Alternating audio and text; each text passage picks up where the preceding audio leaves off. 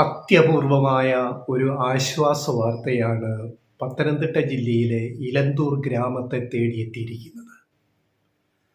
വിമാന അപകടത്തിൽ മരിച്ച ഒരാളെ മഞ്ഞുമലകൾക്കിടയിൽ നിന്ന് 56 വർഷത്തിന് ശേഷം കണ്ടെത്തുക, അതും ഒരു സൈനികനെ.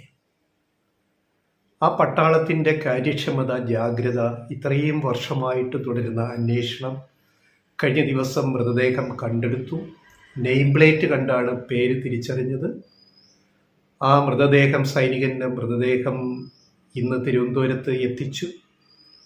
ഇന്നത് സൈന്യത്തിൻ്റെ വക മോർച്ചറിയിലേക്ക് മാറ്റി. നാളെ രാവിലെ ഇലന്തൂർ ഗ്രാമത്തിലേക്ക് കൊണ്ടുവന്ന് ബന്ധുവിൻ്റെ വീട്ടുവളപ്പിൽ മരണാനന്തര കർമ്മങ്ങൾ നടന്നതിന് ശേഷം പള്ളി സെമിത്തേരിയിൽ മൃതദേഹം സംസ്കരിക്കും. വളരെ ആശ്വാസകരമായ ഒരു വാർത്ത, അത്യപൂർവമായി മാത്രം സംഭവിക്കുന്നതാണ്. അതിന് വിശദാംശങ്ങളിലേക്ക് വന്നാൽ എങ്ങനെയിരിക്കും? 1968 ഫെബ്രുവരി 7-നാണ് 102 സൈനികരും മറ്റ് സാമഗ്രികളുമായിട്ട് ചണ്ഡീഗഡിൽ നിന്നും ലേയിലേക്ക്, ഹിമാലയ മേഖലയിലേക്ക് പോയ സൈനിക വിമാനം മഞ്ഞുമലയിൽ തകർന്നു വീഴുന്നത്. ഈ വിമാനം പുറപ്പെടുന്നതിൻ്റെ കാര്യം തലേന്ന് തന്നെ അതേക്കുറിച്ചുള്ള കത്ത് ഇതിലെ സൈനികനായിരുന്ന മരണമടഞ്ഞ തോമസ് ചെറിയാൻ്റെ വീട്ടിൽ എത്തിയിരുന്നു. പിറ്റേന്ന് അടിയന്തര ടെലഗ്രാം വരുന്നു.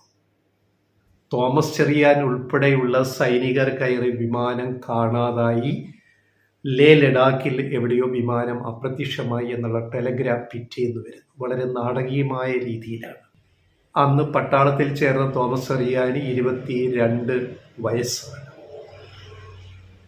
ജീവിച്ചിരുന്നെങ്കിൽ ഇന്ന് 78 വയസ്സ് കാണും.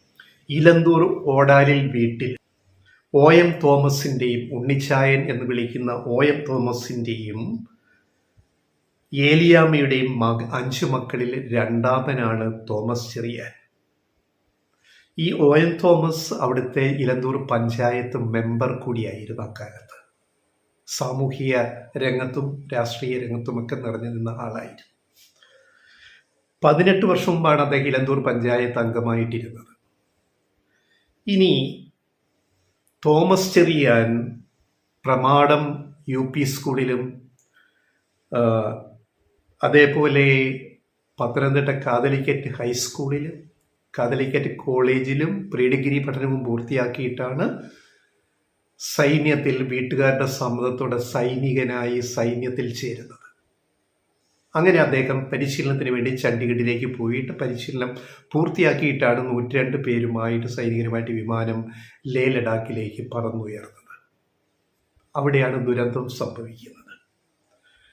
അതുകൊണ്ട് ഇത്രയും വർഷമായിട്ട് ഈ വിമാനം കാണാതായിട്ടും 68-ൽ കാണാതായിട്ടും 2003-ൽ മാത്രമാണ് മൃതദേഹത്തിൻ്റെ അവശിഷ്ടങ്ങൾ മഞ്ഞുമലകൾക്കിടയിൽ കാണാനായത്. ആലോചിക്കണം, സൈന്യത്തിൻ്റെ തെരച്ചിലും ജാഗ്രതയുമൊക്കെ ഉണ്ടായിട്ടും, നിരന്തരം നോക്കിയിട്ടും അന്വേഷിച്ചിട്ടും 68-ൽ നടന്ന ദുരന്തത്തിൽ സൈനിക വിമാനത്തിൻ്റെ ഭാഗങ്ങൾ കണ്ടെത്തുന്നത് 2003-ൽ മാത്രമാണ്. എത്രയോ വർഷം കഴിഞ്ഞു. ഇതിനിടയിൽ അവശിഷ്ടങ്ങൾ കണ്ടെത്തിയ കാര്യങ്ങളൊക്കെ ഈ ബന്ധുക്കളെ, തോമസ് ചെറിയാൻ്റെ ബന്ധുക്കളെ സൈന്യം അറിയിച്ചുകൊണ്ടേയിരുന്നു. ചണ്ഡീഗഡിൽ നിന്നും അറിയിച്ചുകൊണ്ടേയിരുന്നു.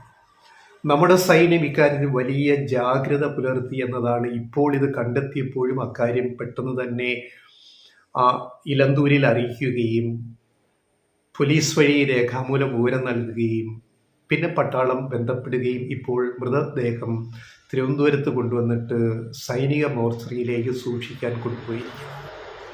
അപ്പോൾ സൈന്യത്തിൻ്റെ ഈ ഒരു കരുതലിനെ, ജാഗ്രതയെ, ഇങ്ങനെ ഇതിനെ പിന്തുടരുന്ന രീതിയെ നമുക്ക് എത്ര അഭിനന്ദിച്ചാലും മതിയാവില്ല. ഓരോ ഘട്ടത്തിലും ഈ 102 പേര് കാണാതായതിൽ ഇതുവരെ 9 മൃതദേഹങ്ങൾ മാത്രമേ കണ്ടെടുത്തിട്ടുള്ളൂ. അതിലാണ് ഏറ്റവും വലിയ 3 പേരുടെ മൃതദേഹങ്ങൾ കണ്ടെടുത്ത് തോമസ് ചെറിയാൻ ഉൾപ്പെടെ, പിന്നെ മറ്റ് 2 സൈനികരും, മലയാളിയായ തോമസ് ചെറിയാനും. ഈ 9 മൃതദേഹങ്ങൾ കണ്ടെടുത്തപ്പോഴും അതിനു മുമ്പും പലപ്പോഴും സൈന്യം വിവരങ്ങൾ അപ്പോൾ ഈ കുടുംബത്തെ അറിയിക്കാറുണ്ടായിരുന്നു. തെരച്ചിൽ നടത്തുന്നതും എന്നാൽ ഒന്നും കണ്ടെത്താനായില്ല എന്നും പിന്നെ ആദ്യ മൃതദേഹം കണ്ടെത്തിയപ്പോഴും അപ്പോഴും ഇപ്പോഴും എപ്പോഴും കാര്യങ്ങൾ ഈ കുടുംബത്തെ ബന്ധുക്കളെ സൈന്യം അറിയിച്ചുകൊണ്ടേയിരുന്നു. അതും ഇവിടെ എടുത്തു പറയേണ്ടുന്ന ഒരു കാര്യമാണ്. അപ്പോൾ ഇനി നാളെ വെള്ളിയാഴ്ച മറ്റ് ചടങ്ങുകൾ ഇലന്തൂരിലെ ഈ വീട്ടിൽ നടക്കും, തോമസ് ചെറിയാൻ്റെ ബന്ധുവീട്ടിൽ നടക്കും. എന്നിട്ട് ഓർത്തഡോക്സ് പള്ളി സെമിത്തേരിയിൽ മൃതദേഹം സംസ്കരിക്കും. ഇങ്ങനെ ഒരു സ്റ്റോറി ഞങ്ങൾ ഇവിടെ ചെയ്യാൻ കാര്യം കുടുംബാംഗങ്ങൾ തന്നെ സൂചിപ്പിക്കുന്നുണ്ട്. 56 വർഷമായിട്ടും തെരച്ചിൽ നടത്തുന്ന കാര്യം ആശ്ചര്യപ്പെടുത്തി എന്നാണ് തോമസ് ചെറിയാൻ്റെ ബന്ധുക്കൾ കഴിഞ്ഞ ദിവസം ഇന്നലെ പ്രതികരിച്ചത്. മൃതദേഹം കണ്ടെടുത്തതും കൊണ്ടുവരുന്ന കാര്യമെല്ലാം വന്നപ്പോൾ, അതിൻ്റെ ന്യൂസ് റിപ്പോർട്ട് വന്നപ്പോൾ, അപ്പോൾ ഇടയ്ക്കിടെ കേന്ദ്രത്തിൽ നിന്ന് അറിയിപ്പുകൾ പട്ടാളത്തിൽ നിന്നെല്ലാം കിട്ടിക്കൊണ്ടിരുന്നു. ഞങ്ങൾക്ക് വളരെ ചാരിതാർത്ഥ്യമുണ്ട്, ആശ്വാസമുണ്ട്, ഗവൺമെൻറ്റും പട്ടാളവും സ്വീകരിച്ച നടപടികളിൽ എന്ന് കുടുംബാംഗങ്ങൾ സാക്ഷ്യപ്പെടുത്തുന്നു. അപ്പോൾ ഇത് നമ്മുടെ ഇന്ത്യൻ സേനയുടെ മാതൃകാ പ്രവർത്തനങ്ങളിൽ ഒന്നാണ്. അപകടത്തിൽപ്പെട്ടവരുടെ മൃതദേഹങ്ങളിലെ അവശിഷ്ടങ്ങൾ വിമാനത്തിൻ്റെ ആയാലും കണ്ടെത്താനുള്ള നിരന്തര പരിശ്രമങ്ങൾ, ഒരിക്കലും മടുക്കാതെ വീണ്ടും വീണ്ടും തിരച്ചിൽ നടത്തി 56 വർഷത്തിന് ശേഷം മൃതദേഹങ്ങൾ കണ്ടെത്തുക എന്ന് പറയുന്നത് എത്രയോ ദുഷ്കരമായ ഒരു ദൗത്യമാണ്.